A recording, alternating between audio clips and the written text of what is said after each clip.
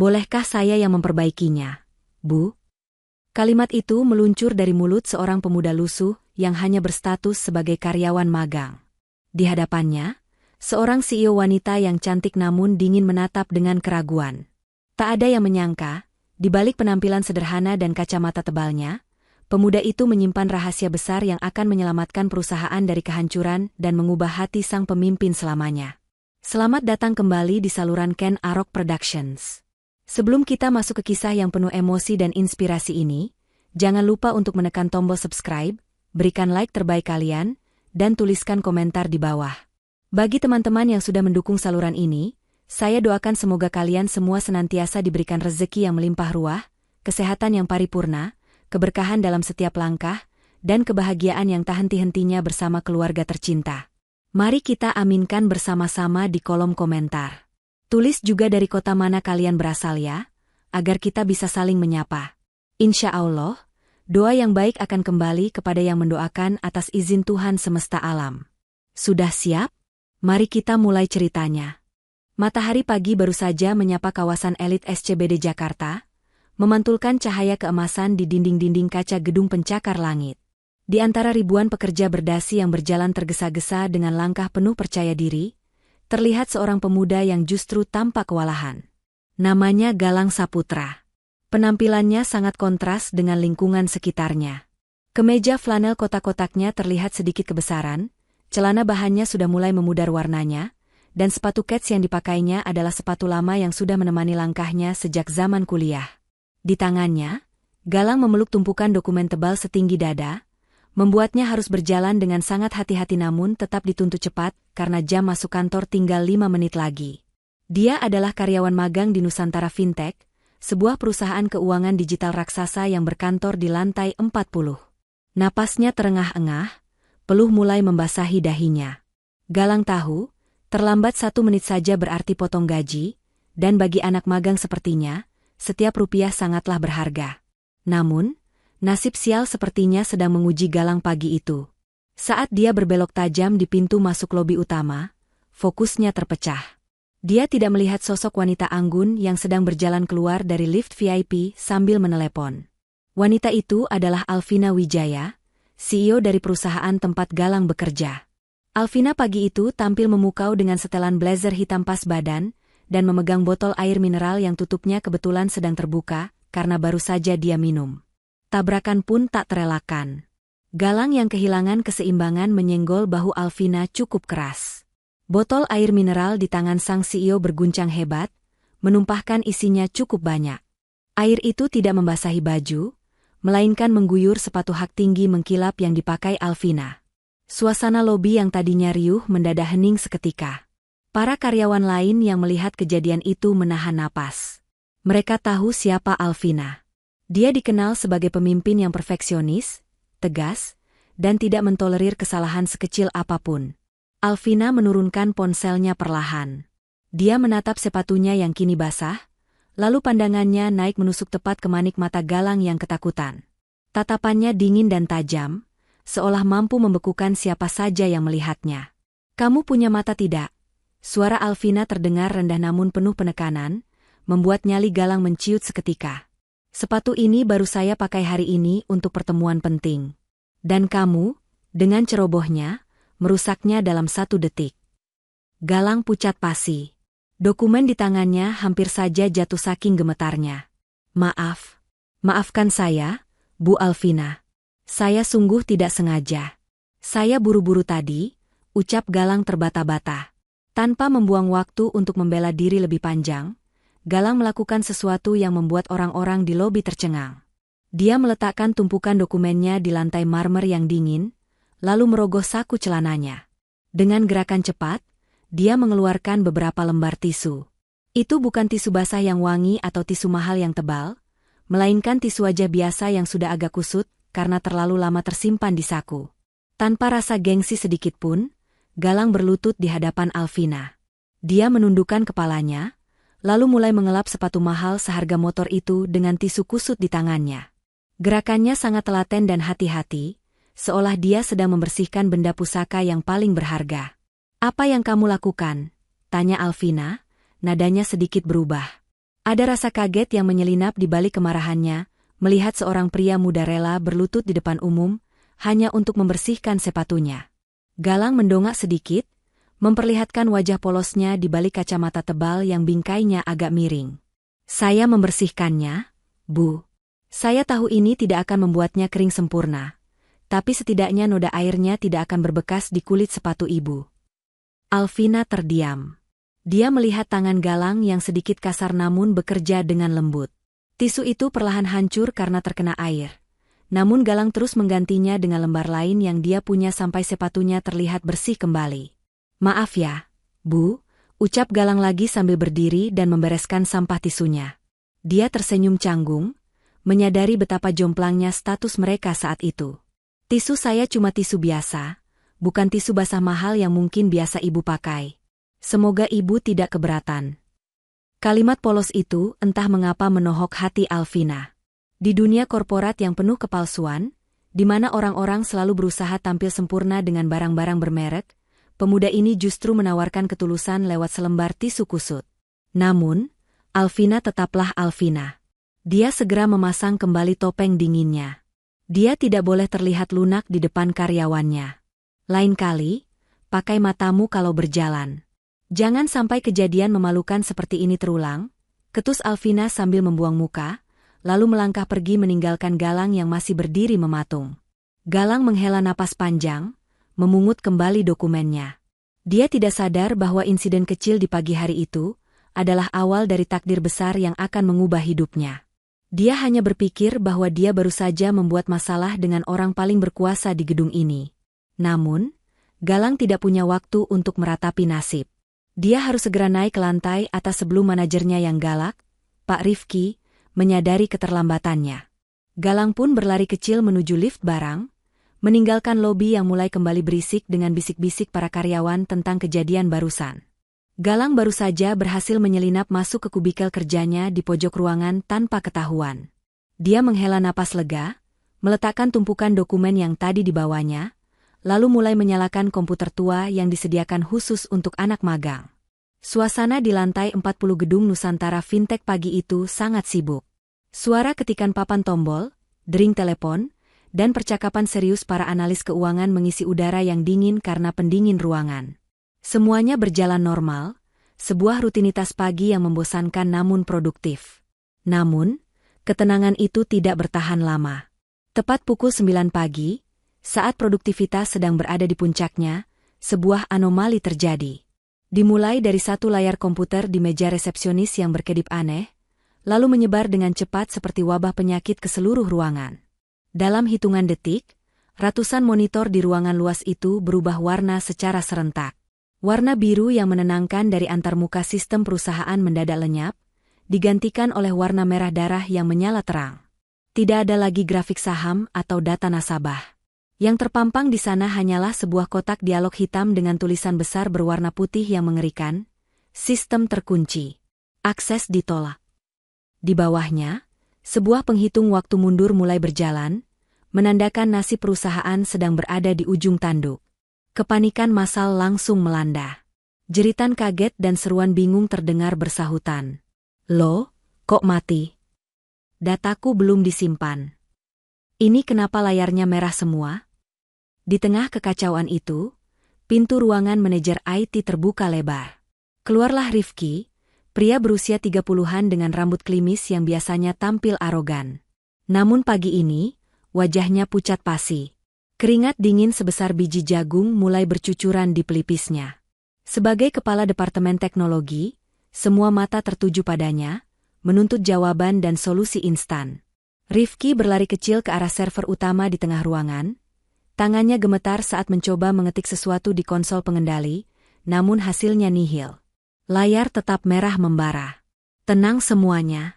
Tenang," teriak Rifki dengan suara yang terdengar pecah karena panik. Ini sepertinya cuma gangguan jaringan biasa. Mungkin penyedia layanan internet kita sedang bermasalah. Ada yang injak kabel wifi mungkin. Alasan konyol itu tentu saja tidak menenangkan siapapun. Justru memperparah keadaan. Dan di saat genting itulah, pintu kaca besar di ujung ruangan terbuka dengan kasar. Alvina Wijaya melangkah keluar dari ruangannya. Aura kepemimpinannya begitu kuat, namun kali ini bercampur dengan amarah yang siap meledak. Dia melihat sekeliling, menyaksikan kantornya yang lumpuh total bermandikan cahaya merah dari monitor yang error. "Rifki," panggil Alvina, suaranya menggelegar membelah kebisingan. Dia berjalan cepat menghampiri manajer IT-nya itu. Tatapan Alvina jauh lebih menakutkan daripada pesan error di layar komputer. "Jelaskan kepada saya, apa yang sedang terjadi sekarang? Kenapa saya tidak bisa membuka data presentasi?" Rifki menelan ludah, lehernya terasa tercekik dasi mahalnya sendiri. "Ini Bu Alvina, sepertinya wifi kantor kita sedang down atau lambat." "Biasalah Bu, jam sibuk. Saya sedang coba restart modemnya." Alvina menatap Rifki dengan pandangan tak percaya. Betapa tidak kompetennya orang yang dia gaji mahal ini. "Jangan bodoh, Rifki," bentak Alvina, membuat seisi ruangan hening seketika. "Kamu pikir saya buta? Ini bukan masalah sinyal wifi yang lemot. Lihat layarnya. Kita sedang diserang. Sistem kita dikunci oleh pihak luar." Alvina menunjuk jam dinding besar yang berdetak tanpa ampun. "Dengar baik-baik. 1 jam lagi, tepat 60 menit lagi, para investor besar dari Singapura akan masuk ke ruang Zoom meeting. Mereka ingin melihat laporan keuangan kuartal ini. Jika saat mereka masuk sistem masih seperti ini, kita tidak hanya kehilangan muka, tapi kita akan kehilangan suntikan dana triliunan rupiah. Perusahaan ini bisa bangkrut hari ini juga." Rifki semakin gemetar, kakinya lemas. "Tetapi Bu, saya tidak mau dengar alasan," potong Alvina tegas, matanya berkilat marah. "Perbaiki sekarang juga. Cari kutu programnya, hapus virusnya, lakukan apa saja. Kalau sampai rapat nanti sistem belum kembali normal, kamu bukan hanya saya pecat, tapi saya pastikan karirmu tamat di industri ini. Mengerti?" Ancaman itu menggantung di udara, berat dan mencekam. Rifki kembali berkutat dengan keyboardnya dengan putus asa, mencoba segala cara yang dia tahu, namun layar merah itu tetap bergeming, seolah mengejek ketidakmampuannya. Sementara itu, di pojok ruangan yang tak terlihat, di balik tumpukan kardus bekas, sepasang mata di balik kacamata tebal sedang mengamati layar dengan seksama. Galang melihat sesuatu yang tidak dilihat oleh orang lain. Dia tahu, ini bukan sekadar kerusakan biasa. Di tengah keriuhan yang semakin memuncak itu, nyaris tidak ada yang menyadari keberadaan Galang. Pemuda itu sebenarnya sedang berada di posisi yang sangat tidak strategis, yaitu merangkak di kolong meja panjang dekat server utama. Tugas aslinya pagi itu hanyalah merapikan kabel-kabel jaringan yang berserakan agar tidak membuat orang tersandung, sebuah pekerjaan kasar yang biasa dibebankan kepada anak magang. Namun, posisi rendah itu justru memberinya sudut pandang yang berbeda. Dari balik rimbunan kabel yang berdebu, mata jeli Galang di balik kacamata tebalnya tidak lepas menatap layar monitor besar yang ada di meja Rifki. Dia melihat barisan kode biner yang berjalan sangat cepat di pojok layar merah tersebut. Bagi orang awam, itu hanya angka acak. Tapi bagi Galang, itu adalah sebuah bahasa. Sebuah tanda tangan digital yang sangat dia kenali. Jantung Galang berdegup kencang saat mendengar Rifki bergumam panik. "Ah, sudahlah. Saya matikan paksa saja servernya. Saya restart total. Biasanya kalau di restart pasti sembuh." Mata Galang terbelalak. Dia tahu betul jenis serangan siber ini. Ini adalah malware tipe pengunci. Jika aliran listrik diputus atau sistem dipaksa mati saat kode jahat itu sedang berjalan, maka mekanisme penghancuran otomatis akan aktif. Data perusahaan bukan hanya terkunci, tapi akan hangus tak bersisa selamanya. Tanpa mempedulikan debu yang menempel di celana bahannya, Galang merangkak keluar dari kolong meja dan langsung berdiri tegak. Dia membetulkan letak kacamatanya yang sedikit miring dengan gugup. "Jangan, Pak," seru Galang. Suaranya terdengar lantang di antara kepanikan orang-orang, membuat beberapa kepala menoleh ke arahnya, termasuk Alvina. Galang memberanikan diri melangkah maju mendekati dua atasannya yang sedang bersitegang itu. "Pak Rifki, Bu Alvina, maaf saya lancang menyela. Tapi tolong, jangan sekali-kali mi-restart servernya. Itu bukan error jaringan biasa." Rifki yang sedang stres berat merasa harga dirinya terinjak-injak karena diinterupsi oleh bawahan terendah di kantor itu. Dia menatap Galang dengan nyalang. Heh, ngapain kamu keluar dari kolong meja? Mau cari muka? Galang menelan ludah, berusaha tetap tenang meski kakinya gemetar. Dia menunjuk ke arah layar. Saya melihat pola serangannya, Pak. Itu ada celah di backdoor sistem keamanan kita. Penyerang menyusup lewat port yang lupa Bapak tutup minggu lalu. Kalau Bapak tekan tombol restart sekarang, kodenya akan memicu penghapusan data permanen. Kita akan kehilangan semuanya, Pak. Data nasabah, laporan keuangan, semuanya akan jadi nol. Penjelasan Galang terdengar sangat teknis dan masuk akal. Bahkan Alvina sempat tertegun sejenak mendengarnya. Namun, bagi Rifki, ini adalah penghinaan maksimal. Bagaimana mungkin seorang anak magang yang tugasnya cuma beli gorengan dan fotokopi bisa menceramahinya soal cyber security? Wajah Rifki memerah pada menahan amarah. Dia melangkah maju dan mendorong bahu Galang kasar. Diam kamu. Tahu apa kamu soal sistem keamanan? Hah? Kamu itu cuma anak magang lulusan kampus ruko pinggiran. Jangan sok pintar mengajari saya yang sudah 10 tahun kerja di bidang ini. Rifki tertawa meremehkan, mencari dukungan dari karyawan lain. Dengar ya, tugasmu itu cuma memastikan kabel tidak kusut dan kertas printer terisi penuh. Urusan server miliaran rupiah ini bukan levelmu. Minggir sana, atau kamu mau saya buat surat pemecatan sekarang juga? Galang terdiam. Hinaan itu terasa perih di telinga, namun dia lebih mengkhawatirkan nasib perusahaan daripada harga dirinya sendiri. Dia menatap Alvina sekilas, berharap sang CEO bisa melihat kebenaran di matanya. Namun, Alvina masih diam, terjebak di antara keraguan dan otoritas manajernya. Galang pun mundur perlahan. Kembali dianggap sebagai orang yang tidak penting, sementara waktu terus berjalan menuju kehancuran. Waktu terus berjalan tanpa ampun. 15 menit. Hanya itu sisa waktu yang memisahkan perusahaan raksasa Nusantara Fintech dari jurang kehancuran. Di ruang server yang dingin itu, suasana justru terasa panas mencekam. Rifki, sang manajer yang tadi begitu sombong, kini tampak seperti orang yang kehilangan akal. Kemeja mahalnya basah oleh keringat, rambut klimisnya berantakan karena dia terus menjambaknya sendiri karena frustrasi. Semua metode standar yang dia pelajari selama 10 tahun karirnya, tidak ada satupun yang berhasil menembus dinding pertahanan virus merah tersebut. Gagal, semuanya gagal. Bu, gumam Rifki dengan suara bergetar, menyerah pada keadaan. Sistemnya sudah mati total. Kita harus batalkan rapat dengan investor. Tidak ada jalan lain. Alvina memejamkan matanya sejenak, menahan amarah dan rasa putus asa yang bercampur aduk. Membatalkan rapat sama saja dengan bunuh diri perusahaan. Reputasi yang dibangun bertahun-tahun akan hancur dalam sekejap. Saat dia membuka mata, pandangannya tidak sengaja terkunci pada sosok pemuda berkemeja flanel di pojok ruangan. Galang masih berdiri di sana, tidak pergi meski tadi sudah diusir dan dihina. Tatapan pemuda itu lurus ke layar, tenang, namun penuh perhitungan. Berbeda jauh dengan kepanikan massal di sekitarnya. Sebuah intuisi gila tiba-tiba menyentak benak Alvina. Dia teringat peringatan Galang tentang celah backdoor dan bahaya restart server tadi. Penjelasan anak magang itu terdengar jauh lebih masuk akal daripada racauan Rifki. "Hei, kamu," panggil Alvina lantang, menunjuk lurus ke arah Galang. "Iya, kamu. Yang tadi bawa tisu kusut." Galang terperanjat, lalu melangkah maju dengan ragu. "Saya, Bu. Tadi kamu bilang kamu tahu celah masuk virusnya. Apa kamu benar-benar yakin bisa memperbaikinya?" tanya Alvina.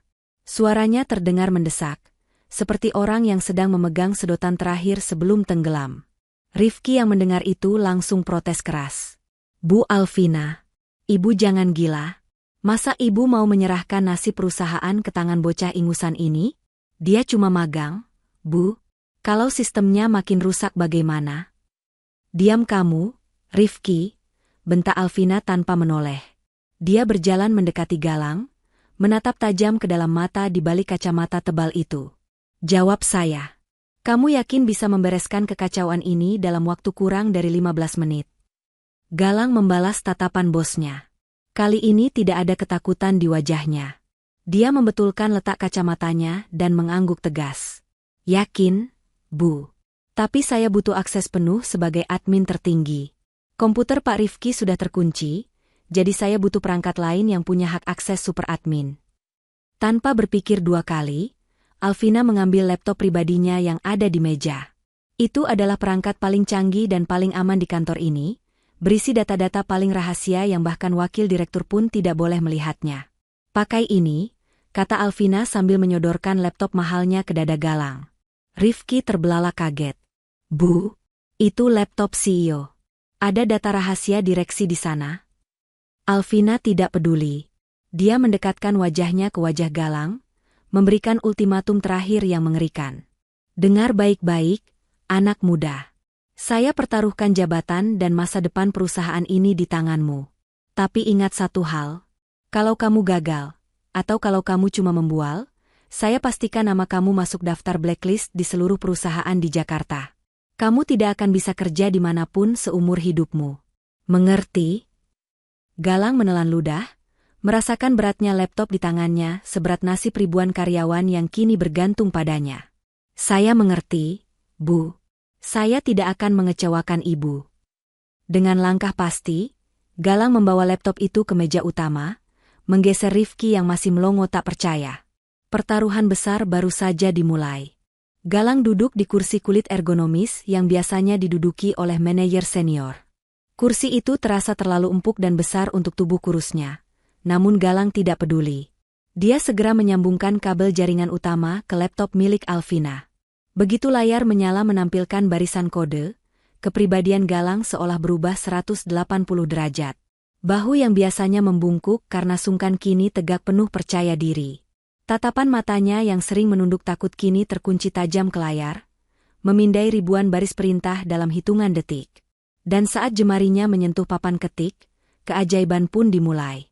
Bunyi ketikan yang berirama cepat memenuhi ruangan yang sunyi senyap itu. Tata-tata. Irama itu begitu konstan dan cepat, seolah-olah Galang sedang memainkan sebuah simfoni piano yang rumit, bukan sedang memperbaiki sistem komputer. Tidak ada keraguan sedikitpun dalam setiap tombol yang ditekan. Galang tidak menggunakan mouse sama sekali. Dia berpindah antar jendela aplikasi hanya dengan kombinasi tombol pintas yang membuat Rifki, yang mengintip dari belakang, terbelalak tak percaya. Ini mustahil, gumam Rifki pelan, keringat dinginnya semakin deras. Dia melihat bagaimana Galang membongkar enkripsi virus itu, lapis demi lapis dengan kecepatan yang tidak masuk akal. Dia menulis skrip pertahanan secara langsung, tanpa melihat contekan. Alvina, yang berdiri tepat di samping kursi Galang, menahan napasnya. Dia tidak mengerti bahasa pemrograman, tapi dia mengerti bahasa tubuh. Dia melihat seorang maestro yang sedang bekerja. Namun, di tengah konsentrasi tingkat tinggi itu, ada satu hal kecil yang mengganggu. Rambut poni Galang yang agak panjang karena belum sempat potong rambut, terus-menerus jatuh menutupi mata kirinya setiap kali dia menunduk sedikit. Galang, yang kedua tangannya sibuk menari di atas keyboard, hanya bisa meniup poninya itu berkali-kali dengan mulutnya agar tidak menghalangi pandangan. Melihat hal itu, entah dorongan dari mana, tubuh Alvina bergerak sendiri. Tanpa sadar, tangan halusnya terulur. Dengan gerakan yang sangat lembut, Alvina menyelipkan rambut poni yang membandel itu ke belakang telinga Galang. Galang tersentak kaget. Jemarinya berhenti menari sepersekian detik. Dia menoleh ke samping, dan mendapati wajah cantik Alvina hanya berjarak beberapa sentimeter dari wajahnya. Dia bisa mencium aroma parfum mahal sang bos yang menenangkan. Mata mereka bertemu. Untuk sesaat, waktu seolah berhenti di ruang server yang dingin itu. Tidak ada CEO, tidak ada anak magang. Hanya ada pria dan wanita dalam jarak yang terlalu dekat. Sadar dengan apa yang dilakukannya, wajah Alvina memerah padam. Dia buru-buru menarik tangannya kembali seperti tersengat listrik. Maaf. Maksud saya, supaya kamu bisa lebih fokus melihat layarnya. Waktu kita tinggal sedikit, ucap Alvina salah tingkah, suaranya sedikit bergetar. Jantung Galang berdegup kencang, bukan karena virus komputer, tapi karena sentuhan kecil barusan. Dia menelan ludah, berusaha mengembalikan fokusnya. Terima kasih, Bu, jawabnya gugup. Galang kembali menghadap layar. Dengan sisa tenaga dan fokus yang ada, dia mengetikkan baris perintah terakhir. Sebuah tombol eksekusi ditekan dengan kuat. Layar monitor besar di depan ruangan berkedip satu kali. Warna merah yang mengerikan itu perlahan memudar, berganti menjadi layar loading berwarna biru laut yang menyejukkan. Dan akhirnya, logo emas Nusantara Fintech muncul dengan gagah di tengah layar, diikuti status sistem yang berubah menjadi aman. Galang menyandarkan punggungnya ke kursi, menghela napas panjang yang tertahan sejak tadi. Dia melepas kacamatanya sejenak dan mengusap wajahnya. Selesai, Bu, ucap Galang pelan namun terdengar jelas di ruangan yang hening itu. Semua bag sudah saya hapus dan backdoor-nya sudah saya tutup permanen. Hening. 1 detik yang terasa sangat panjang menyelimuti ruang server, sebelum akhirnya pecah oleh suara helaan napas lega dari puluhan karyawan yang berkerumun. Layar biru di depan mereka bukan sekadar warna, melainkan tanda bahwa periuk nasi mereka telah selamat. Tepat saat itu juga, notifikasi dari aplikasi Zoom berbunyi nyaring. Para investor dari Singapura sudah mulai masuk ke ruang rapat virtual. Alvina, dengan sigap dan profesionalisme tinggi yang kembali pulih, segera mengambil alih komando. Dia merapikan blazernya, memasang senyum bisnis terbaiknya, dan masuk ke ruang rapat pribadinya seolah-olah tidak pernah terjadi kiamat kecil 5 menit yang lalu. Rapat berjalan lancar. Sangat lancar. Data keuangan yang tadinya terkunci kini terpampang jelas, menunjukkan grafik keuntungan yang memuaskan para pemilik modal.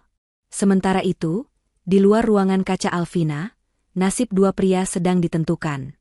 Rifki berdiri kaku di pojok ruangan, wajahnya masih pucat, sementara Galang sedang membereskan kabel laptop dengan tenang.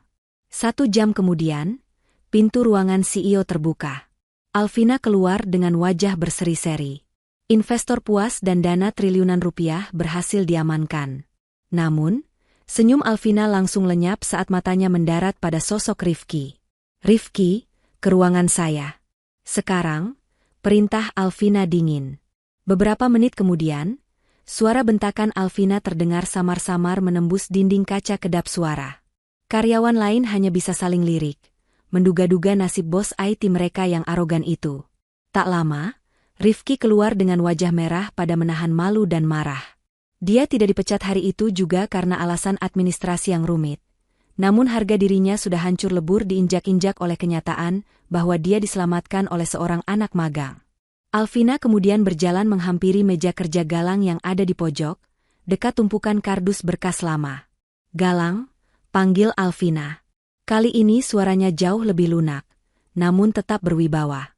Galang yang sedang meminum air putih dari botol plastik bekas langsung berdiri tegak. Ya, Bu. Kemas barang-barangmu sekarang, ucap Alvina singkat. Jantung Galang mencelos. Dia pikir dia akan dipecat karena lancang memakai laptop bos tadi. Maksud ibu? Saya dipecat, Bu, tapi kan sistemnya sudah. Siapa yang bilang pecat? Potong Alvina sambil bersedekap. Saya bilang kemas barangmu, karena mulai detik ini, meja kerjamu bukan di pojok gudang ini lagi. Pindahkan semua barangmu ke meja kosong tepat di depan pintu ruangan saya. Galang melongo, begitu juga seluruh karyawan di lantai itu. Meja di depan ruangan CEO adalah area ring 1, area yang biasanya diisi oleh sekretaris senior atau asisten kepercayaan. Tapi Bu, itu kan. Mulai hari ini, status magangmu saya cabut. Lanjut Alvina tegas, suaranya sengaja dikeraskan agar Rifki bisa mendengar. Kamu saya angkat menjadi pegawai tetap dengan jabatan baru, asisten pribadi khusus teknologi. Tugas utamamu adalah memastikan keamanan perangkat saya, dan menjadi orang pertama yang saya panggil jika ada masalah teknis. Mengerti? Galang mengangguk kaku, masih belum memproses nasib baik yang jatuh dari langit ini. Dengan canggung, dia mengangkat kardus mie instan berisi barang-barang pribadinya, sebuah muk penyok, foto ibunya, dan jaket alma mater, berjalan membelah ruangan luas itu. Dia berjalan melewati meja para senior yang dulu sering menyuruhnya membelikan kopi, melewati meja Rifki yang menatapnya dengan dendam kesumat, menuju singgasana barunya di depan pintu kaca sang CEO. Bisik-bisik mulai terdengar riuh di belakang punggungnya. Ada yang kagum, tapi tak sedikit pula yang nyinyir. Wah, si kacamata pakai dukun mana tuh? Langsung jadi asisten kesayangan bos. Namun Galang tidak peduli. Baginya, ini bukan soal jabatan, tapi soal gaji yang kini cukup untuk membelikan obat ibunya yang lebih bagus. Dan mungkin, sedikit rasa bangga karena bisa berada lebih dekat dengan wanita yang tadi menyelipkan rambut di telinganya. Malam itu, langit Jakarta seolah sedang menumpahkan seluruh isi tangisnya. Hujan deras mengguyur kawasan SCBD tanpa henti, disertai sambaran petir yang sesekali menerangi langit kelabu. Jam dinding digital di ruangan CEO sudah menunjukkan angka 10 malam. Kantor Nusantara Fintech yang biasanya riuh kini sunyi senyap seperti kota mati. Lampu-lampu di area kerja karyawan sudah dipadamkan, menyisakan kegelapan yang hanya dipecahkan oleh cahaya lampu dari dalam ruangan kaca milik Alvina. Di singgasananya, Alvina masih berkutat dengan tumpukan berkas evaluasi pasca serangan siber tadi pagi. Wajah cantiknya terlihat lelah, lingkaran hitam samar mulai muncul di bawah matanya. Namun, ada satu masalah yang lebih mendesak daripada rasa kantuk, yaitu rasa lapar yang menyiksa. Perut Alvina berbunyi nyaring, memprotes karena belum diisi sejak makan siang yang terlewatkan. Alvina melirik ponselnya. Aplikasi pesan antar makanan menunjukkan waktu pengiriman yang tidak masuk akal karena banjir di beberapa titik. Kantin gedung pun sudah tutup sejak 3 jam lalu. Alvina menghela napas panjang, bersiap menahan lapar sampai pulang nanti, ketika tiba-tiba hidungnya menangkap aroma yang sangat familiar. Aroma yang jarang sekali tercium di lantai eksekutif ini. Bau bawang goreng, bumbu gurih, dan irisan cabai rawit yang menyengat namun menggugah selera. Pintu ruangannya diketuk pelan. "Permisi, Bu," suara lembut itu muncul dari balik pintu. Galang masuk dengan hati-hati sambil membawa nampan plastik. Di atasnya, terdapat 2 mangkuk ayam jago yang mengepulkan asap panas. Aroma mie instan rebus yang khas langsung memenuhi ruangan ber-AC yang dingin itu, mengalahkan wangi pengharum ruangan aroma lavender yang biasa dipakai Alvina. "Maaf mengganggu, Bu. Saya lihat lampu ruangan Ibu masih menyala, jadi saya inisiatif buatkan ini," ucap Galang sambil meletakkan satu mangkuk di meja kaca Alvina yang penuh kertas. "Ini mie instan rebus pakai telur setengah matang dan cabai rawit. Resep rahasia andalan anak kosan kalau lagi akhir bulan." Alvina menatap mangkuk itu. Kuahnya yang kemerahan tampak berminyak dan panas. Sangat kontras dengan menu fine dining atau salad organik yang biasa dia santap. Namun, cacing-cacing di perutnya berteriak kegirangan. Pertahanan gengsi sang CEO pun runtuh seketika. "Terima kasih, Galang. Kebetulan saya sedikit lapar," ucap Alvina, mencoba tetap anggun meski tangannya dengan cepat menyambar sendok. Suapan pertama masuk ke mulutnya.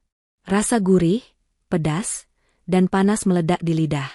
Rasanya luar biasa nikmat, jauh lebih enak daripada steak mahal yang hambar. Tanpa sadar, Alvina makan dengan lahap.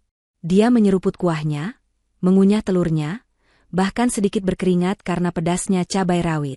Dia lupa bahwa di depannya ada bawahannya. Dia lupa Citra, Ratu Es, yang selama ini dia bangun.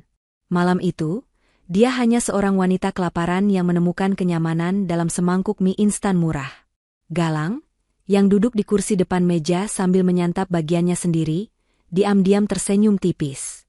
Dia melihat sisi lain dari bosnya. Tidak ada bentakan, tidak ada tatapan tajam. Hanya ada wanita sederhana yang makan sampai bibirnya sedikit belepotan kuah merah. Pemandangan itu membuat hati Galang berdesir hangat. Melihat Alvina yang kepedasan namun tidak berhenti makan, Galang merogoh saku ke mejanya. Dia mengeluarkan bungkusan kecil berisi tisu. Kali ini bukan tisu kusut seperti di lobi tadi pagi, melainkan tisu saku kemasan baru yang masih disegel rapi. "Ini tisunya, Bu.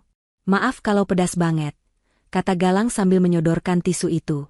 "Saya tadi beli di minimarket bawah. Mereknya bagus. Kok, lebih lembut dari yang tadi pagi." Alvina terhenti sejenak. Dia mengambil tisu itu dan menatap Galang. Ada rasa haru yang menyelinap di dadanya. Pemuda ini mengingat detail kecil tentang tisu itu.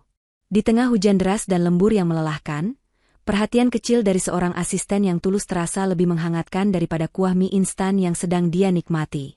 Malam itu, di bawah temaram lampu kantor dan suara hujan, tembok pemisah antara atasan dan bawahan perlahan mulai terkikis. Jarum jam sudah menunjuk angka 11 malam saat Alvina dan Galang akhirnya keluar dari lift menuju area parkir basement gedung. Hujan di luar sana belum juga menunjukkan tanda-tanda akan berhenti, justru semakin deras mengguyur Jakarta. Udara dingin menusuk tulang, membuat Alvina mengeratkan mantel kerjanya. Langkah kaki Alvina yang anggun mendadak terhenti di depan sedan mewah berwarna hitam miliknya. Matanya membelalak tak percaya. Mobil yang biasa menjadi simbol kekuasaannya itu, kini terlihat menyedihkan. Ban depan sebelah kanannya kempes total, rata dengan lantai beton yang dingin. Alvina mencoba menghubungi sopir pribadinya, namun nihil. Ponselnya hanya menampilkan pesan bahwa sang sopir terjebak banjir parah di daerah Kemang dan tidak bisa menjemput. Aplikasi taksi online pun sama saja. Semua pengemudi sibuk atau menolak pesanan karena cuaca ekstrim. Alvina menghela napas kasar, memijat pelipisnya yang mulai pening. Dia terdampar. Seorang CEO yang memimpin ratusan karyawan, kini tidak berdaya hanya karena ban bocor di tengah malam buta. "Bu Alvina? Mobilnya kenapa, Bu?" Suara itu mengejutkan Alvina. Galang muncul dari balik pilar beton, sambil menuntun sepeda motor matic tua yang bodinya sudah banyak goresan. Dia memakai jaket parasut yang warnanya sudah pudar dan helm bulat model bogo yang kacanya sedikit buram. "Ban kempes, Galang. Dan sepertinya saya harus menginap di lobi malam ini karena tidak ada taksi yang mau lewat," jawab Alvina dengan nada putus asa. Galang memarkir motornya dengan standar ganda, lalu mendekat memeriksa ban mobil bosnya. "Ini sepertinya kenapaku, Bu? Atau mungkin ada orang iseng. Tapi kalau menunggu derek jam segini di tengah banjir, bakal lama sekali." Galang terdiam sejenak, tampak ragu-ragu. Dia melirik jok motornya yang tipis, lalu menatap Alvina yang menggigil kedinginan. "Bu, kalau ibu tidak keberatan, saya bisa antar ibu pulang. Tapi ya begini kondisinya, cuma pakai motor butut. Helmnya juga cuma ada satu, punya saya ini. Tapi dalamnya bersih kok, Bu. Baru saya cuci kemarin." Alvina menatap motor tua itu. Seumur hidupnya, dia terbiasa duduk di jok kulit mobil berpendingin udara. Naik motor di tengah hujan badai adalah hal terakhir yang ada di daftar keinginannya. Tapi melihat ketulusan di mata Galang dan dinginnya malam yang semakin menggigit, egonya luluh. "Baiklah. Tapi pelan-pelan ya," ucap Alvina pasrah. Galang tersenyum lebar, segera melepas helmnya dan memakaikannya ke kepala Alvina. Helm itu sedikit kebesaran, membuat Alvina terlihat lucu seperti astronaut yang salah kostum. Galang mengeluarkan jas hujan ponco satu-satunya dari bagasi motor. "Ibu pakai ini saja biar bajunya nggak basah. Saya pakai jaket saja cukup, sudah biasa masuk angin," kata Galang sambil memakaikan jas hujan itu ke tubuh Alvina. Perjalanan menembus hujan Jakarta pun dimulai. Alvina duduk kaku di boncengan belakang, bingung harus berpegangan di mana. Tangan kirinya memegang besi belakang jok yang dingin. Namun, saat motor Galang harus mengerem mendadak karena ada lubang tertutup genangan air, tubuh Alvina terdorong ke depan. Secara refleks, kedua tangannya melingkar erat memeluk pinggang Galang. Maaf, Bu, ada lubang," teriak Galang menembus suara deras hujan. Jantungnya berdegup kencang, seolah mau melompat keluar dari dadanya merasakan pelukan itu. "Jalan yang benar dong," protes Alvina, tapi dia tidak melepaskan pelukannya. Justru sebaliknya, Alvina merasa ada kenyamanan aneh yang menyelinap. Punggung Galang terasa hangat dan kokoh. Wangi yang tercium dari jaket Galang bukanlah wangi parfum mahal, melainkan bau khas, matahari, dan sedikit aroma hujan yang menenangkan. Di atas motor butut yang menerobos banjir setinggi mata kaki itu, Alvina merasa jauh lebih aman daripada saat berada di dalam benteng kaca kantornya. Dia menyandarkan kepalanya pelan ke punggung Galang, membiarkan pemuda sederhana itu membelah badai untuk mengantarnya pulang. Keesokan harinya, suasana di kantor Nusantara Fintech terasa sedikit berbeda. Gosip tentang Galang yang membonceng Alvina pulang menembus hujan semalam sudah menyebar seperti api di padang rumput, dibumbui dengan berbagai spekulasi liar. Galang, yang kini duduk di meja barunya di depan ruangan CEO, berusaha tetap fokus bekerja meski tatapan sinis dari beberapa senior sesekali menusuk punggungnya. Dia tidak menyadari bahwa di balik tirai ruangan manajer IT, sepasang mata penuh kebencian sedang mengamatinya tanpa berkedip. Rifki tidak bisa tidur semalaman. Hatinya panas terbakar dendam. Harga dirinya sebagai manajer lulusan luar negeri hancur lebur diinjak-injak oleh seorang bocah ingusan yang bahkan belum wisuda. Posisi yang seharusnya aman, kini terancam. Apalagi melihat Alvina, wanita yang diam-diam dia taksir selama ini, justru terlihat semakin akrab dengan asisten barunya itu. Rifki tahu, dia harus bertindak cepat sebelum Galang semakin kuat menancapkan kukunya di perusahaan ini. Di tangannya, Rifki memutar-mutar sebuah benda kecil berwarna hitam. Itu adalah sebuah flash disk. Namun, isinya bukan dokumen biasa. Semalam suntuk, Rifki telah mengisi benda itu dengan program jahat, sebuah virus, kuda Troya, yang dirancang untuk menyalin data nasabah secara otomatis begitu dicolokkan ke komputer. Dan yang lebih licik lagi, jejak digital program itu telah dimanipulasi sedemikian rupa agar terlihat seolah-olah Galanglah pembuatnya. Siang itu, tepat saat jam istirahat tiba, Galang pergi ke masjid di Rubanah gedung untuk menunaikan salat zuhur, meninggalkan tas ranselnya yang lusuh di bawah meja kerjanya tanpa pengawasan. Ini adalah celah yang ditunggu-tunggu Rifki. Rifki memanggil seorang office boy bayaran yang biasa membersihkan lantai tersebut. Seorang pemuda tanggung yang sedang butuh uang cepat untuk membayar hutang pinjaman online. Dengan iming-iming amplop tebal berisi uang tutup mulut, Rifki memberikan instruksi singkat namun fatal. "Dengar," bisik Rifki di lorong sepi dekat toilet. "Kamu cuma perlu memasukkan benda ini ke kantong kecil paling depan di tas ransel anak baru itu. Lakukan sekarang saat ruangan sepi. Jangan sampai ada CCTV yang merekam wajahmu. Mengerti?" Sang office boy mengangguk gemetar, menyambar flash disk dan uang tersebut. Dengan berpura-pura menyapu di sekitar meja Galang, dia melirik ke kanan dan kiri. Aman. Dalam gerakan tangan yang sangat cepat, flash disk hitam itu meluncur mulus masuk ke dalam saku tas Galang. Tidak ada saksi mata. Jebakan telah terpasang dengan sempurna. Sore harinya, Rifki mulai melancarkan babak kedua dari rencana busuknya. Dia memanipulasi log server dari komputernya sendiri, membuat alarm keamanan berbunyi. Dia lantas berlari tergopoh-gopoh menuju ruangan Alvina dengan wajah yang dibuat sepanik mungkin, membawa lembaran kertas hasil cetakan palsu. "Bu Alvina." "Gawat, Bu," seru Rifki sambil menerobos masuk tanpa mengetuk pintu. Napasnya memburu, aktingnya layak mendapat piala. Sistem keamanan mendeteksi adanya kebocoran data lagi. Ada seseorang yang sedang mencoba mencuri data nasabah prioritas kita sekarang juga. Alvina yang sedang memeriksa berkas langsung berdiri, wajahnya tegang. "Apa? Siapa pelakunya? Bukannya sistem sudah diamankan?" Rifki meletakkan kertas itu di meja Alvina dengan dramatis. Telunjuknya menunjuk ke sebuah deretan angka alamat IP. "Ini buktinya, Bu.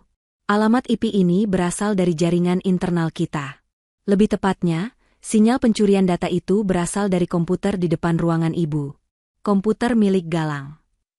Alvina terdiam membeku. Jantungnya berhenti berdetak sesaat.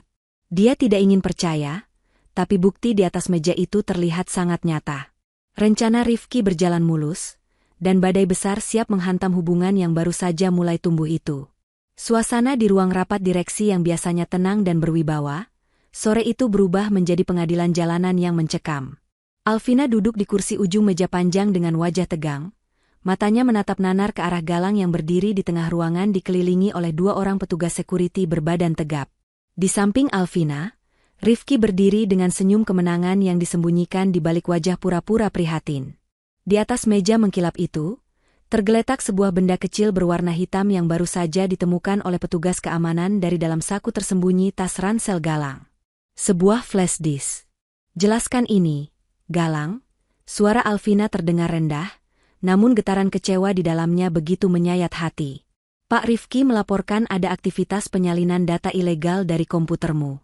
Dan sekarang, kami menemukan benda ini di tasmu.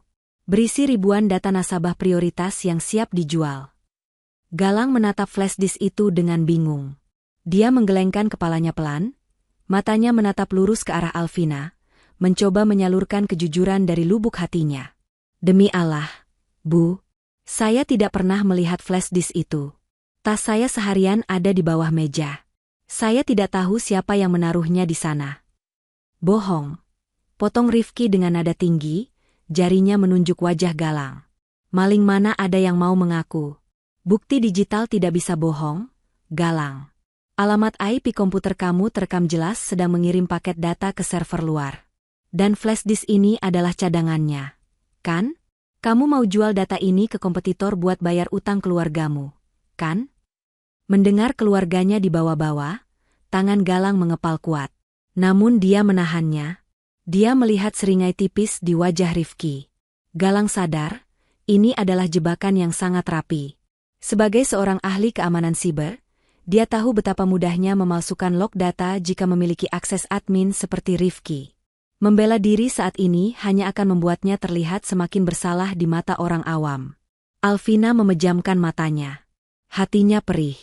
Bayangan kebersamaan mereka, saat makan mie instan, saat berboncengan menembus hujan, kini terasa seperti sebuah kepalsuan besar. Dia merasa bodoh karena telah membuka hatinya untuk seseorang yang ternyata menikamnya dari belakang. Kepercayaan yang baru saja dia bangun, runtuh seketika menjadi puing-puing kemarahan. Alvina berdiri perlahan. Dia tidak berteriak, tapi kata-katanya jauh lebih menyakitkan daripada bentakan. Saya kira kamu berbeda, Galang. Saya kira ketulusanmu waktu itu nyata. Ternyata, kamu sama saja seperti yang lain. Kamu memanfaatkan kebaikan saya untuk menghancurkan perusahaan ini. Bu Alvina, tolong percaya saya. Galang mencoba maju selangkah, tapi petugas security langsung menahannya. Cukup. Hentikan Alvina, air mata tertahan di pelupuk matanya. Saya tidak mau dengar alasan apapun lagi. Mulai detik ini, kamu saya berhentikan dengan tidak hormat. Bersyukurlah saya tidak menyeretmu ke penjara hari ini juga karena mengingat jasamu kemarin. Sekarang, kemasi barangmu dan pergi dari hadapan saya. Selamanya. Ruangan itu hening seketika. Vonis telah dijatuhkan. Galang menatap Alvina untuk terakhir kalinya. Dia melihat luka yang dalam di mata wanita itu, luka yang disebabkan oleh fitnah keji ini. Galang menghela napas panjang, melepaskan kartu identitas pegawainya dan meletakkannya di meja. Baik, Bu. Saya terima keputusan Ibu, ucap Galang dengan suara yang sangat tenang, kontras dengan gejolak di dadanya. Tapi satu hal yang harus Ibu tahu. Saya tidak pernah mengkhianati Ibu. Suatu hari nanti, waktu yang akan membuktikan siapa yang tulus dan siapa yang ular sebenarnya. Jaga diri Ibu baik-baik. Dengan langkah gontai namun tetap tegak, Galang membalikkan badan. Dia mengambil tas ranselnya yang lusuh, berjalan keluar meninggalkan ruangan dingin itu. Di belakangnya, Rifki tersenyum puas. Duri dalam daging telah berhasil dicabut. Namun dia tidak sadar, dengan mengusir Galang, dia baru saja membuang satu-satunya perisai yang melindungi perusahaan dari badai yang sesungguhnya. 1 minggu telah berlalu sejak insiden pengusiran itu. 7 hari yang seharusnya berjalan normal di kalender kerja Nusantara Fintech.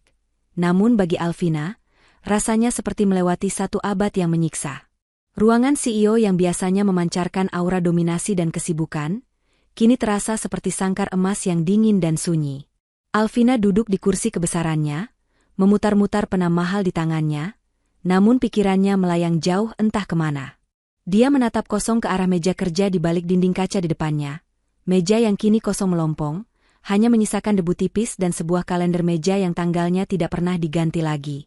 Tidak ada lagi sosok pemuda berkemeja flanel yang duduk di sana. Tidak ada lagi bunyi ketikan keyboard yang berirama cepat dan menenangkan. Tidak ada lagi senyum malu-malu yang menyambutnya setiap pagi. Ini kopi Ibu. Suara seorang office boy baru membuyarkan lamunan Alvina. Dia meletakkan cangkir di meja lalu buru-buru keluar, takut melihat wajah mendung sang bos. Alvina menyeruput kopi itu sedikit, lalu mengernyit. Rasanya terlalu manis, airnya kurang panas, dan aromanya hambar. Jauh berbeda dengan racikan kopi atau teh hangat yang biasa dibuatkan Galang. Dulu, Alvina tidak pernah peduli siapa yang membuatkan minumannya, tapi sekarang, lidahnya seolah menolak rasa lain. Dia merindukan perhatian-perhatian kecil yang tulus itu. Alvina mencoba kembali fokus bekerja. Dia membuka file laporan bulanan di komputernya. Namun, seolah alam semesta sedang berkonspirasi untuk menguji kesabarannya, kursor mouse di layarnya bergerak patah-patah. Lingkaran loading berputar tanpa henti selama 5 menit, hanya untuk membuka satu dokumen. Arg, erang Alvina frustrasi. Dia membanting mouse-nya ke meja. Secara refleks, mulutnya terbuka memanggil nama yang biasa menjadi penyelamatnya. Galang, komputer saya, Kalimat itu terhenti di tenggorokan. Hening. Tidak ada sahutan, "Siap, Bu," yang biasa dia dengar. Tidak ada langkah kaki tergesa-gesa yang datang membawa solusi. Yang ada hanyalah pantulan wajahnya sendiri di layar monitor yang gelap, wajah seorang wanita yang kesepian dan penuh penyesalan.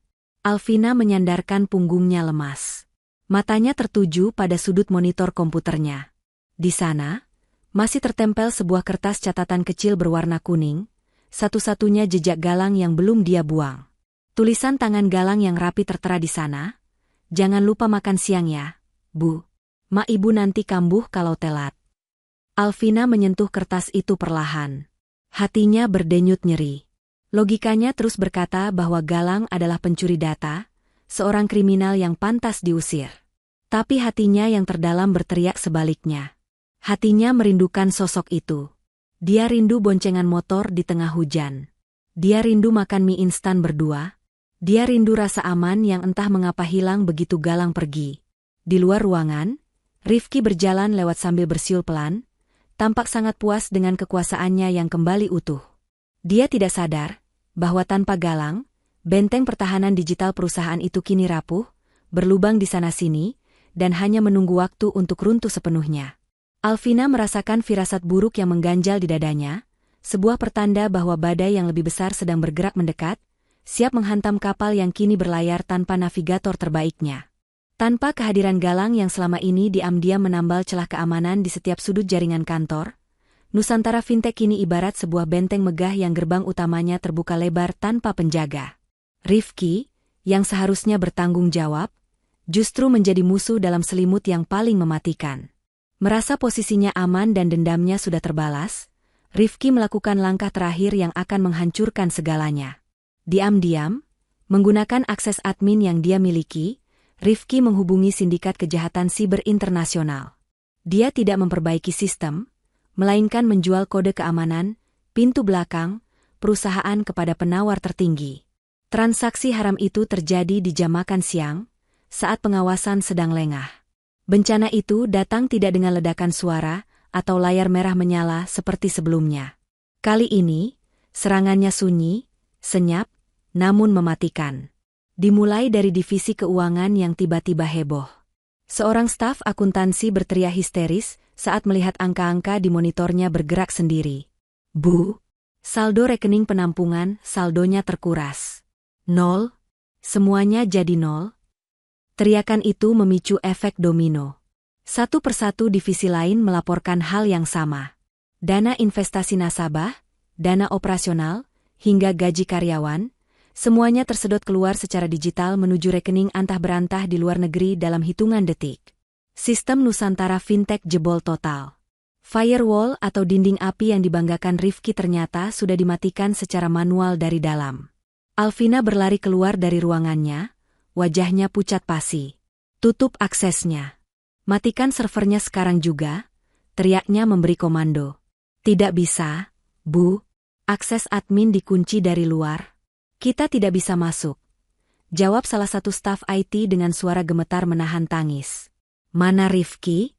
Panggil Rifki ke sini sekarang. Dia yang pegang kuncinya," perintah Alvina, matanya mencari sosok manajer itu di tengah kekacauan. Namun, ruangan Rifki kosong melompong. Kursi kerjanya berputar sendiri seolah baru saja ditinggalkan dengan tergesa-gesa.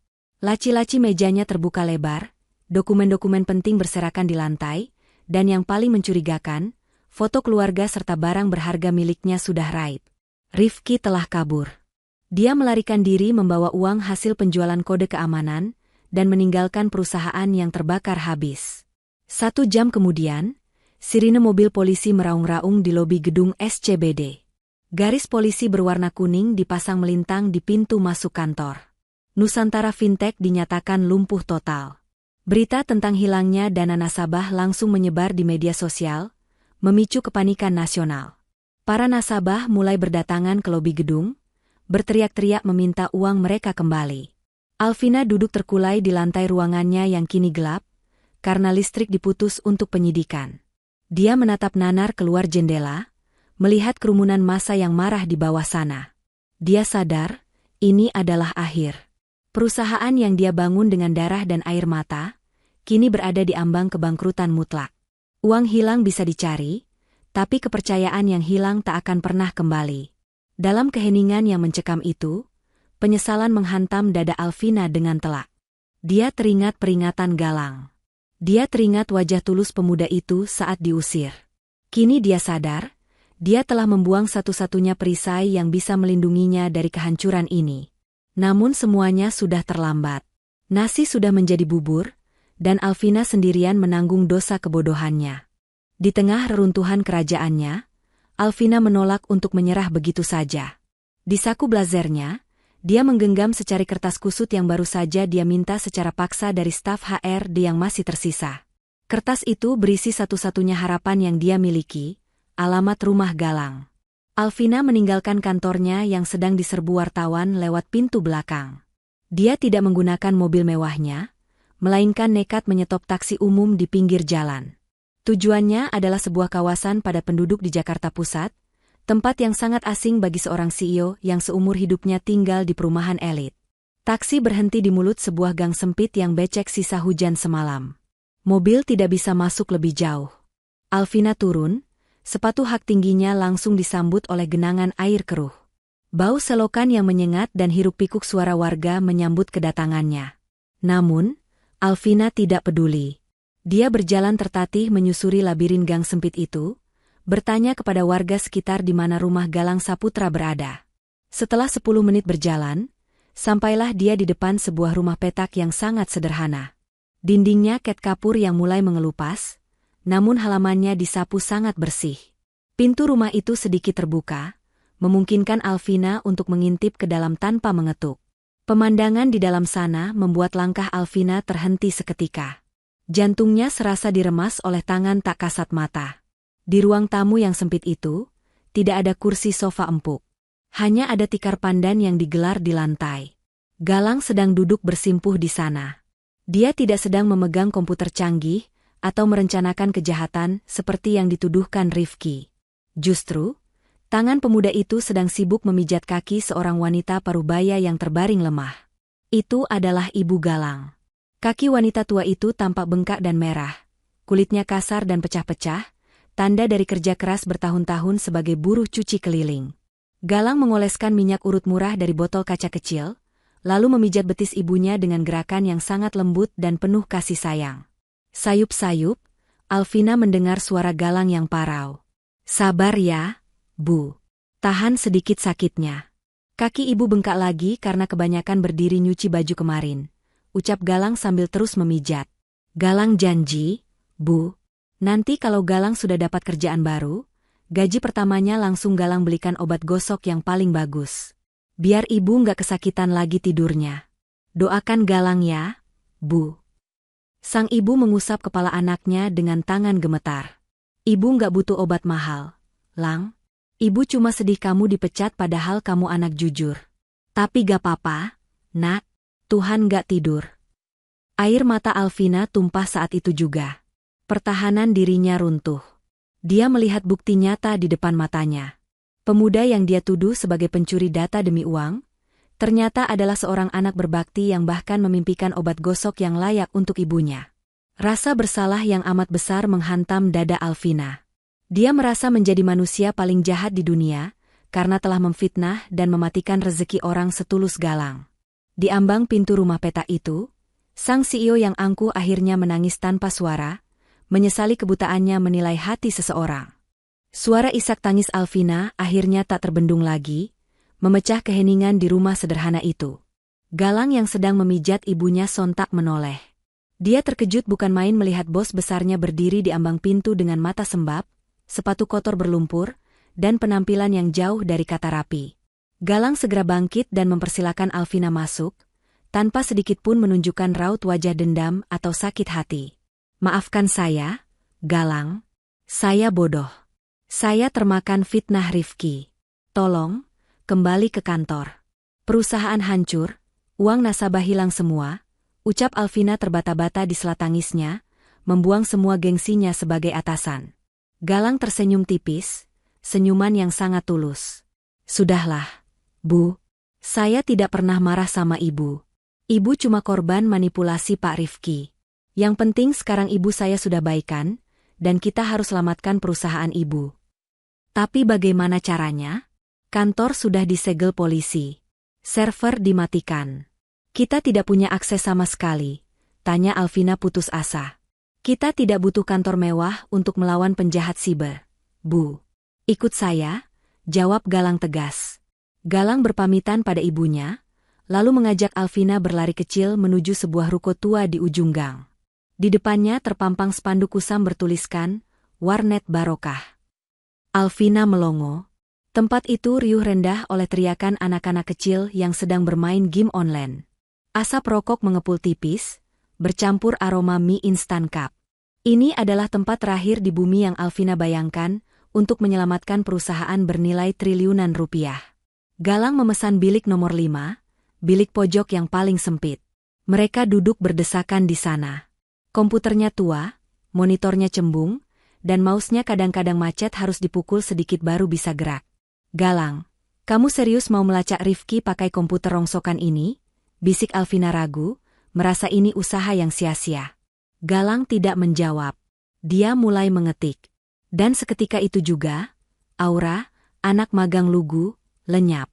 Galang membuka sebuah layar hitam dan mengetikkan kode akses yang membuat mata Alvina terbelalak.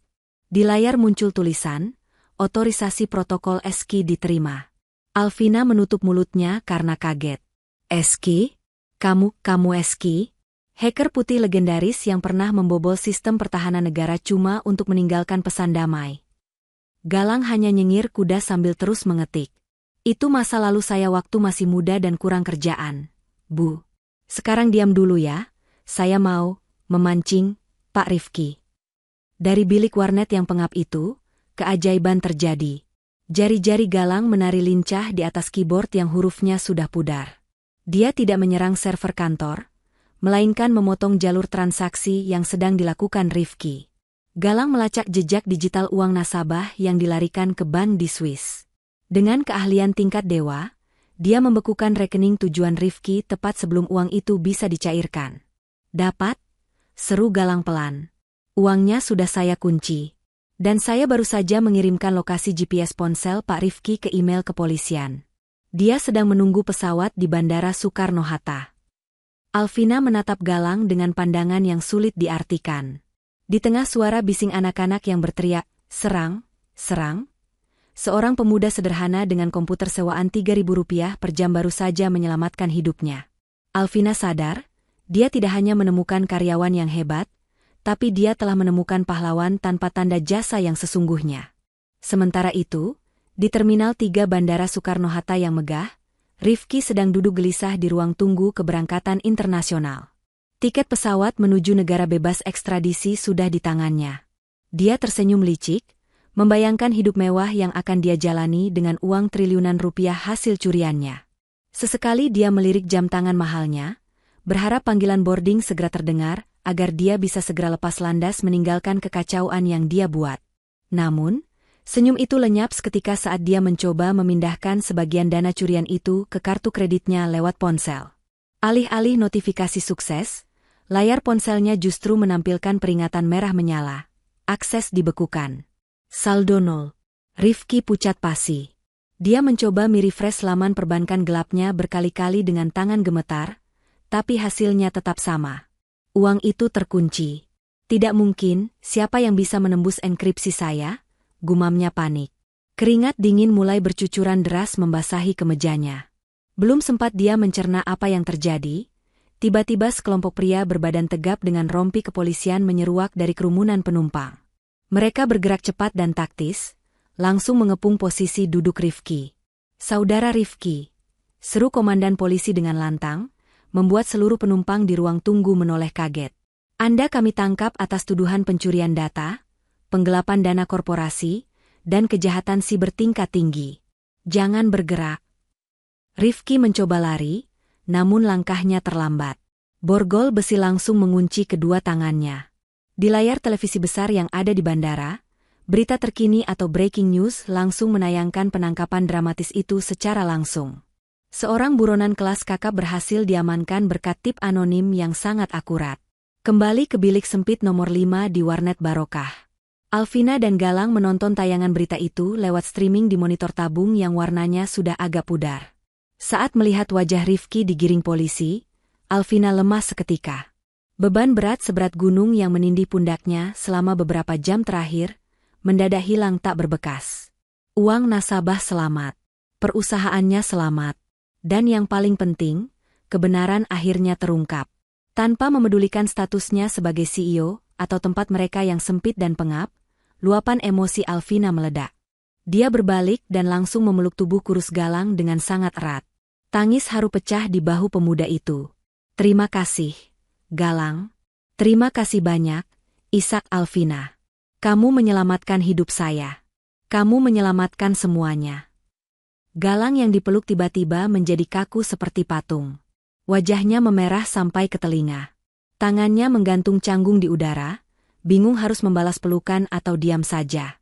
Wangi parfum mahal Alvina bercampur dengan aroma warnet yang khas, menciptakan momen absurd yang tak terlupakan. Suasana haru itu buyar ketika terdengar sorakan riuh dari belakang mereka. Abang hacker dipeluk pacarnya. Sut. Jangan pacaran di sini woi, ganggu konsentrasi warni. Anak-anak kecil pengunjung warnet yang sedari tadi main game ternyata menonton adegan pelukan itu sambil tertawa-tawa jahil.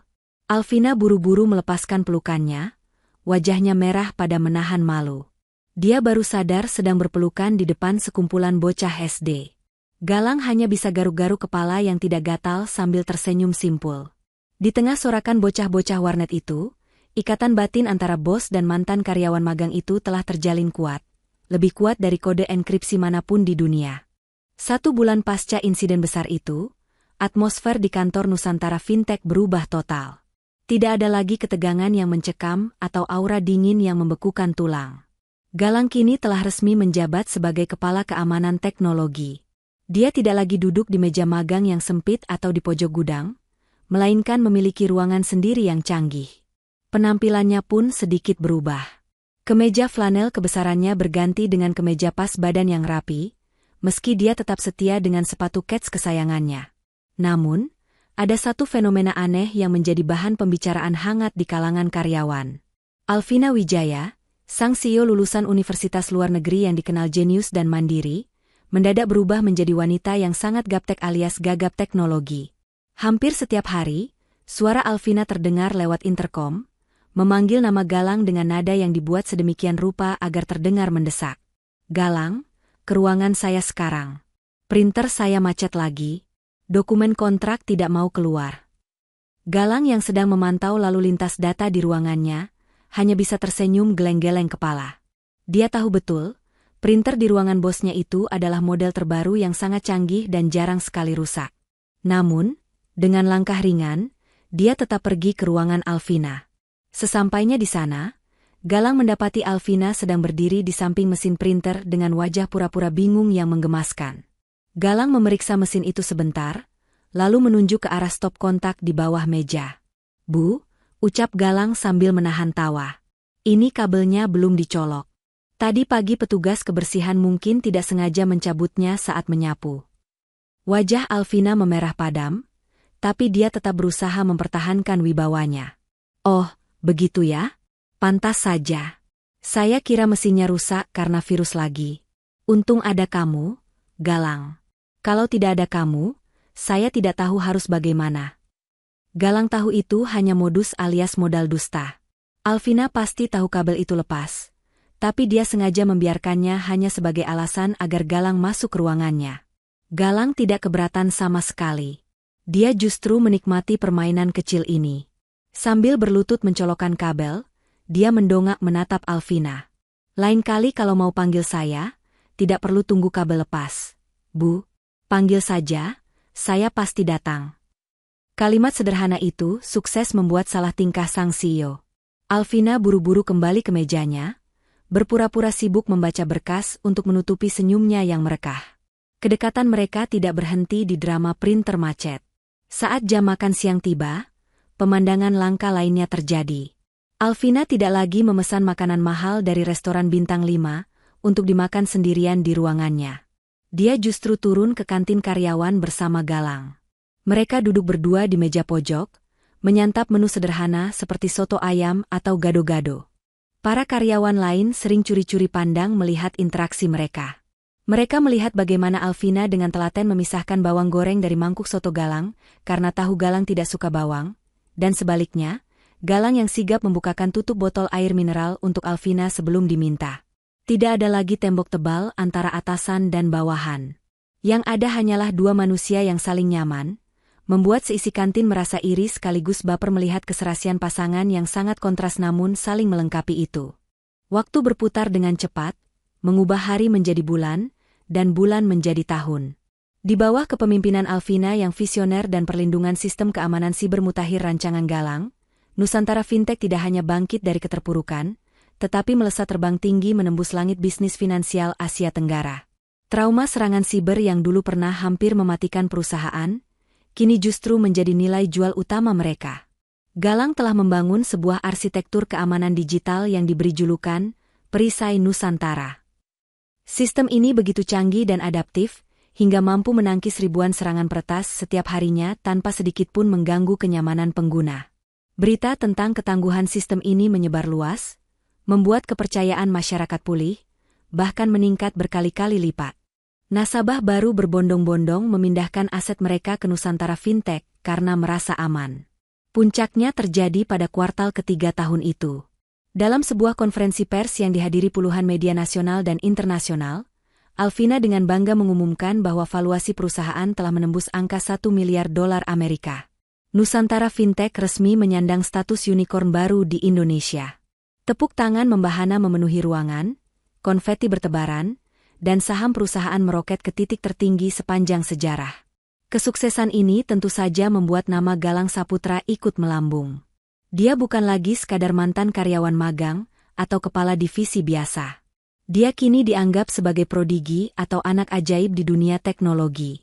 Wajahnya yang sederhana dengan kacamata khasnya mulai sering muncul di majalah bisnis dan portal berita teknologi. Undangan untuk menjadi pembicara utama di berbagai seminar bergengsi menumpuk di meja kerjanya setiap pagi. Suatu sore, Alvina masuk ke ruangan Galang membawa sebuah amplop emas yang terlihat sangat mewah. "Galang, lihat ini," ucap Alvina antusias, meletakkan undangan itu di depan Galang yang sedang mengetik. "Ini undangan dari Forum Teknologi Global di Singapura. Mereka memintamu menjadi pembicara kunci di depan para CEO teknologi dunia bulan depan. Ini kesempatan emas buat karir kamu, Galang. Kamu bisa dikenal di seluruh dunia." Galang mengambil amplop itu, membacanya sekilas, lalu meletakkannya kembali ke meja dengan santai. Dia melirik kalender duduk di samping monitornya. "Tanggal 12 ya? Wah, sayang sekali, Bu. Saya tidak bisa datang," jawab Galang enteng, lalu kembali menatap layar komputernya. Alvina terbelalak kaget. Dia hampir tidak percaya dengan apa yang didengarnya. "Kamu gila? Ini acara impian semua orang IT. Kenapa kamu tolak? Apa karena bayarannya kurang?" Galang tersenyum, lalu memutar kursi kerjanya menghadap Alvina sepenuhnya. Tatapannya teduh namun tegas. "Bukan soal uang, Bu. Tanggal 12 itu jadwal kontrol terapi ibu saya ke rumah sakit. Dokter bilang perkembangannya sedang bagus. Saya tidak mau melewatkan satu sesi pun. Lagi pula." Galang menggantung kalimatnya sejenak, wajahnya sedikit merona. "Tanggal 12 malamnya kan jadwal kita makan seblak langganan di pinggir jalan. Ibu sudah janji mau traktir saya kalau unicorn tercapai, kan?" Alvina terdiam membeku. Hatinya berdesir hebat. Di hadapannya ada tawaran ketenaran global, namun pemuda ini dengan mudah menepiskannya demi mengantar ibunya berobat dan menagih janji makan kerupuk pedas bersamanya. Alvina tersenyum haru, matanya berkaca-kaca. Dia sadar, meski jabatan dan rekening Galang sudah berubah drastis, hati pemuda itu tetaplah hati yang sama, hati tulus yang dulu membersihkan sepatunya dengan tisu kusut. "Dasar anak rumahan," gumam Alvina lembut, menyembunyikan rasa bahagianya. "Ya sudah, kalau begitu saya yang wakili. Tapi ingat, seblaknya harus pakai telur 2 ya." Sore itu, langit Jakarta seakan ikut merayakan momen penting yang akan terjadi. Matahari mulai tergelincir ke ufuk barat, menciptakan gradasi warna jingga keunguan yang memukau, atau yang biasa disebut momen sunset. Cahaya keemasan memantul indah di dinding-dinding kaca gedung pencakar langit SCBD, mengubah hutan beton itu menjadi lukisan alam yang romantis. Di atas ketinggian lantai 50, tepatnya di rooftop gedung Nusantara Fintech, angin sore berhembus cukup kencang menerpa wajah Galang. Pemuda itu berdiri gelisah di dekat pagar pembatas, sesekali membetulkan letak kacamatanya yang tidak miring, atau merapikan kerah kemejanya yang sudah rapi. Jantungnya berdegup jauh lebih kencang daripada saat dia menghadapi serangan peretas paling berbahaya sekalipun. Hari ini, dia tidak akan menjinakkan virus komputer, tapi dia akan mencoba memenangkan hati seorang wanita yang jauh di atas jangkauannya. Pintu akses rooftop terbuka. Alvina melangkah keluar dengan anggun, rambut panjangnya berkibar dimainkan angin. Dia menghampiri Galang dengan senyum bingung. "Galang? Kamu bilang ada masalah darurat yang cuma bisa dibicarakan di atas sini. Ada apa? Apa satelit kita bermasalah?" tanya Alvina cemas. Galang berbalik, menatap wanita yang telah mengubah hidupnya itu. Dia menarik napas panjang, mengumpulkan segenap keberanian yang tersisa. "Bukan satelit, Bu." Alvina, ralat Galang, memberanikan diri memanggil nama tanpa embel-embel jabatan. "Ini soal sistem keamanan yang paling vital buat saya." Alvina mengernyitkan dahi, tidak mengerti. "Sistem apa?" Galang tidak menjawab dengan kata-kata. Dia merogoh saku celananya. Namun, bukan kotak bludru berisi cincin berlian yang dia keluarkan, melainkan sebuah benda kecil berwarna merah muda.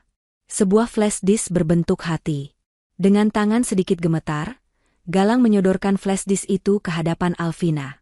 "Alvina, selama ini saya berhasil membuat tembok api untuk melindungi data perusahaan.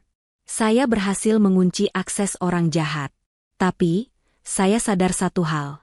Sehebat apapun kode yang saya tulis, saya gagal mengamankan hati saya sendiri dari serangan pesonamu." Alvina tertegun, tangannya menutup mulut, matanya mulai berkaca-kaca. Dia tidak menyangka kalimat gombalan teknis itu akan keluar dari mulut Galang. "Di dalam flash disk ini," lanjut Galang dengan suara parau namun tulus, "ada skrip program khusus yang saya buat selama 3 bulan terakhir. Program untuk menjaga senyum kamu, program untuk menghapus air mata kamu, dan program untuk memastikan kamu bahagia selamanya. Tapi program ini terkunci, Alvina. Dia butuh satu kata sandi untuk bisa aktif." Galang menatap manik mata Alvina dalam-dalam. Kata sandinya cuma satu frasa, "Saya terima." "Maukah kamu menjadi satu-satunya admin di hidup saya? Menjadi satu-satunya orang yang punya akses penuh ke hati dan masa depan saya?" Air mata haru akhirnya tumpah membasahi pipi Alvina. Ini adalah lamaran paling aneh, paling tidak romantis bagi orang awam, tapi paling indah dan paling tulus baginya. Tidak ada bunga, tidak ada musik biola, hanya ada flash disk dan ketulusan seorang pria yang mencintainya dengan cara yang unik. Alvina tertawa kecil di sela tangisnya. Dia memukul pelan bahu Galang. "Dasar kutu buku. Siapa yang melamar pakai flash disk sih?" Alvina mengambil benda kecil itu, menggenggamnya erat di dada. Dia mengangguk mantap. "Iya, Galang. Saya terima kata sandinya. Saya mau jadi admin hidup kamu, asalkan kamu janji servernya nggak boleh down ya." Galang tersenyum lebar, beban ribuan ton terangkat dari pundaknya. Di bawah langit senja Jakarta yang menjadi saksi, Galang memberanikan diri meraih tangan Alvina. Dua dunia yang berbeda itu, dunia kemewahan korporat dan kesederhanaan gang sempit, akhirnya menyatu dalam ikatan janji suci yang tak akan terpisahkan oleh kode apapun. Hari yang ditunggu-tunggu akhirnya tiba. Sebuah pesta pernikahan yang mungkin akan dikenang sebagai perhelatan paling unik dan paling hangat di Jakarta tahun ini. Bukan karena kemewahannya yang menyilaukan mata, melainkan karena perpaduan dua dunia yang sangat kontras namun berpadu dengan harmonis di dalam satu ruangan ballroom hotel bintang 5. Para tamu undangan yang baru melangkah masuk langsung disambut oleh pemandangan yang tidak biasa.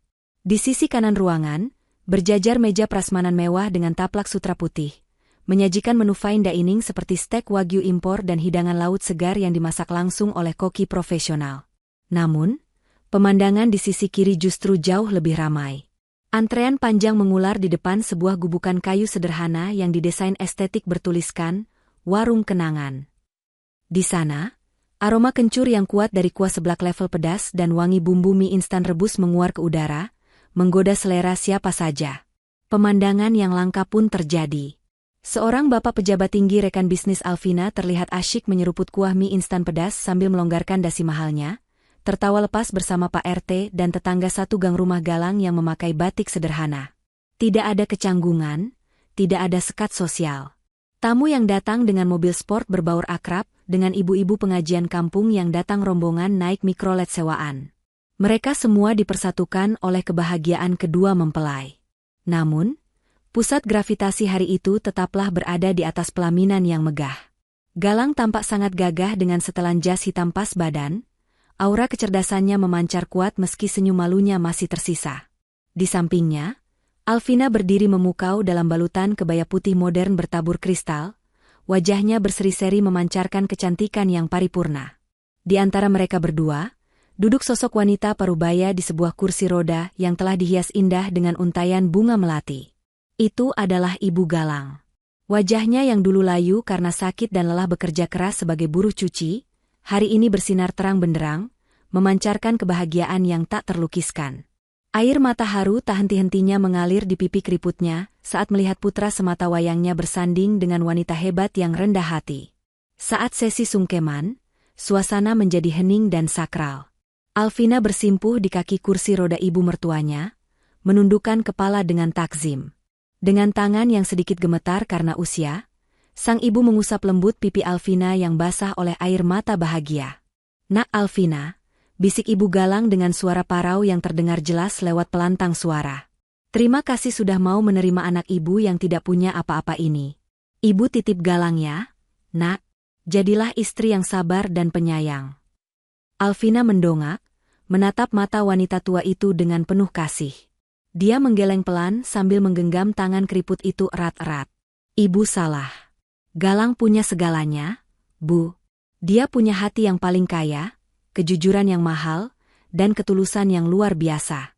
Itu semua warisan dari didikan ibu." Justru Alvina yang berterima kasih, karena ibu sudah mengizinkan Alvina menjadi bagian dari keluarga yang penuh cinta ini. Jawaban tulus Alvina membuat ribuan pasang mata yang hadir ikut berkaca-kaca. Tepuk tangan riuh rendah membahana memenuhi ruangan. Hari itu, Jakarta menjadi saksi bahwa cinta sejati mampu meruntuhkan tembok tebal bernama status sosial. Pesta itu bukan hanya perayaan pernikahan dua insan, tapi perayaan kemenangan cinta atas segala perbedaan. 3 tahun telah berlalu sejak pesta pernikahan yang menghebohkan itu. Waktu bergulir membawa perubahan yang indah bagi kehidupan Galang dan Alvina. Mereka tidak lagi tinggal di apartemen dingin di pusat kota, melainkan pindah ke sebuah rumah asri dan luas di kawasan Jakarta Selatan. Rumah itu tidak dipenuhi barang-barang mewah yang kaku, melainkan dipenuhi kehangatan keluarga dan gelak tawa. Di ruang keluarga yang nyaman, terlihat seorang wanita parubaya sedang duduk santai di sofa empuk sambil menonton televisi. Itu adalah Ibu Galang. Wajahnya kini segar bugar, pipinya merona sehat, jauh berbeda dengan kondisinya dulu. Berkat perawatan rutin dan terapi terbaik yang diberikan Galang, beliau kini bisa menikmati masa tuanya dengan tenang tanpa perlu lagi memeras keringat menjadi buruh cuci. Di karpet berbulu lembut di dekat kaki sang nenek, seorang bocah laki-laki berusia 2 tahun sedang asyik bermain. Jari-jari mungilnya lincah menggeser layar tablet, menyusun puzzle digital dengan kecepatan yang membuat orang dewasa geleng-geleng kepala. Darah jenius teknologi dari sang ayah rupanya mengalir deras di tubuhnya. Pemandangan damai itu semakin lengkap saat Galang datang membawa baskom kecil berisi air hangat. Meski kini dia menjabat sebagai direktur teknologi dan memiliki puluhan asisten, di rumah ini, dia tetaplah Galang yang dulu. Dia duduk di lantai, lalu dengan telaten membasuh dan memijat kaki ibunya. "Sudah, Lang. Kamu kan capek baru pulang kerja," ucap ibunya lembut. "Nggak apa-apa, Bu. Pijatan ini kan tiket surga buat Galang," jawabnya sambil tersenyum. Tak lama kemudian, Alvina turun dari tangga. Dia tidak memakai blazer kerja yang kaku, melainkan daster rumahan yang nyaman dengan rambut digelung asal. Aura, Ratu Es, yang dulu ditakuti karyawan kini telah mencair sepenuhnya, berganti menjadi aura keibuan yang hangat. Alvina menghampiri suaminya, lalu berbisik manja.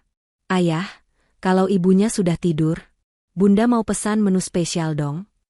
Galang menoleh, menaikkan alisnya menggoda. Menu apa? Steak wagyu atau salmon panggang? Alvina menggeleng cepat sambil tertawa kecil. Bukan.